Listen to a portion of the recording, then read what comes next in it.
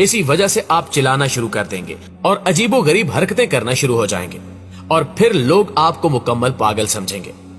6 दिन बाद आपकी यादाश्त चली जाएगी और आपको कुछ याद नहीं रहेगा कि आपके साथ क्या हुआ है।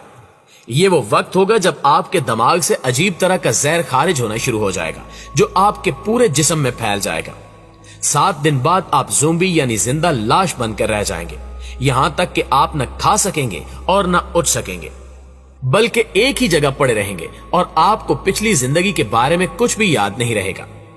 इस सूरत हाल में सवाल यह पैदा होता है कि फिर आखिर कितनी देर तक जिंदा रहा जा सकेगा। इस बारे में साइंसदानों का कहना है कि इतनी देर जागने के बाद आप ज्यादा से ज्यादा 11 दिन तक जिंदा रह सकेंगे और फिर आपको आखिरी और मुस्तकिल सोना पड़ेगा। नाज़रीन ग्रामी, इस तरह का तजुर्बा 1940 में रूस में 5 कैदियों पर किया गया था जो दूसरी जंग अजीम में रूसी अफवाज के हाथों गिरफ्तार हुए थे, और इस तजुर्बे का मकसद ये जानना था कि इंसान सोए बगैर कितना अरसा जिंदा रह सकता है। तजुर्बे की कामयाबी को यकीनी बनाने के लिए इन कैदियों से झूठा वादा किया गया कि अगर ये कैदी 30 दिन सोए बगैर निकाल लें तो इनको रिहा कर दिया जाएगा। इन तमाम कैदियों को एक चैम्बर नुमा कमरे में मुंतकिल किया गया जिसमें खाने पीने की अशिया मौजूद थी, जबकि वक्त गुजारी के लिए वहां पढ़ने के लिए कुछ किताबें भी रख दी गईं। इन कैदियों की सख्त निगरानी की जाती थी कि कहीं ये सो ना जाए, और इसको यकीनी बनाने के लिए कमरे से बाहर खिड़की पर मुख्तलिफ शिफ्टों में लोग इन पर पहरा दिया करते थे। इब्तिदा में तो सब कुछ ठीक ही मालूम होता रहा और पहले 5 दिनों तक ये कैदी एक दूसरे को अपनी जिंदगियों के गुजरे वाकयात सुनाते रहे, गप्पे लगाते रहे और किताबें पढ़कर वक्त गुजारते रहे। यानी इब्तिदा में सब कुछ नॉर्मल था, लेकिन ये नॉर्मलपन कुछ दिनों में खत्म हो गया।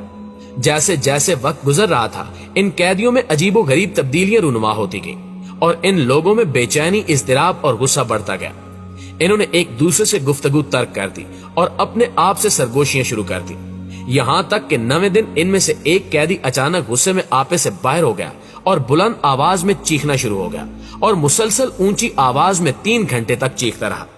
इतनी ऊंची आवाज में चीखने की वजह से उसके वोकल कार्ड्स फट गए और उसके मुंह से खून बहने लगा। लेकिन अजीब हैरत की बात यह थी कि अपने साथी की इस अजीबो गरीब कैफियत का बाकी 4 कैदियों पर कोई असर न हुआ और वो मुसलसल पहले की तरह खुद से सरगोशियां करते रहे। कुछ देर बाद इनमें से एक कैदी इसी तरह चीखना शुरू हो गया और गुस्से में किताबें फाड़ने लगा और इन किताबों के उधड़े हुए औराक उस खिड़की पर चिपकाने लगा जिसकी मदद से इन पर बाहर से नजर रखी जाती थी।